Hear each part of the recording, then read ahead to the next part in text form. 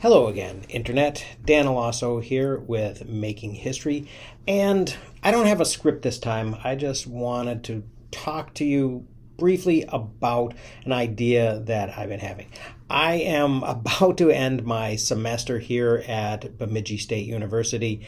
I gave my last lectures of the semester yesterday, and I will be running some quizzes and some exams in the next week or so, but it's pretty much all over but the shouting here. I am going to be processing a lot of books that I've taken out of the library here and requested by way of interlibrary loan. And one of them, and probably the first one that I'm going to look at, is the recent David Graeber, David Wengrow book called The Dawn of Everything. I listened to that and read it sort of simultaneously with Audible and Kindle, and now I am going through and looking at my highlights and notes and mining the bibliography and looking at the references and getting some of the books and the articles that they have quoted and sort of looking at the background and deciding what I think about all of this. They open up a lot of really interesting doors. For example, the first chapter basically makes the case that a lot of the ideas of the European Enlightenment are actually based on an interaction between Native Americans, specifically the Wendat, who used to be known as the Hurons, and the French in New France. And that led to writings like La Hontan's dialogues with Candiaronc, and a lot of other critiques of European and especially French society that led to a lot of the ideas about personal liberty and about equality and inequality that became part of that Enlightenment project.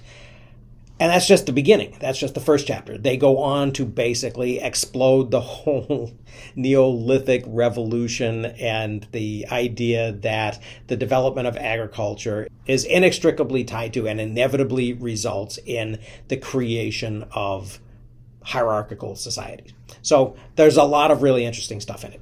And so I'm going to be working on that. And it occurred to me that Rome Research has been doing a lot with little book clubs that it has been having, both in a live format and also in the Rome Graph. And so I was thinking, I have never tried this before, but I'm thinking about maybe trying to do some type of a book club thing. If people out there in the YouTube viewer world are interested. And that might include an element that had something to do with a YouTube live stream, which I would have to learn to use, or possibly a Zoom meeting. It would probably also have an element of a shared Obsidian Graph, because I've been using those to fairly good effect in some of my classes. And so I might put my notes on this book up in a Dropbox folder that I could give people who wanted to be part of this book club and wanted to read along and make some comments access to. And then we could all maybe have a discussion about the contents of this book and our reactions to it, and other things that some of these ideas might remind us of. So if anybody's interested in doing that, let me know in the comments, and maybe I will try to set something up. Again, this would be experimental. I haven't done this in the past, but I have received a lot of positive feedback on some of these ideas, and I have had a couple of people ask me when I mentioned that I was reading this book to share what might be my thoughts of it when I finished it up. So I thought I would put that idea out there. Let me know, any of you, if you're interested, and we will take it further. But in the meantime, thanks very much for listening, and I will see you again next time.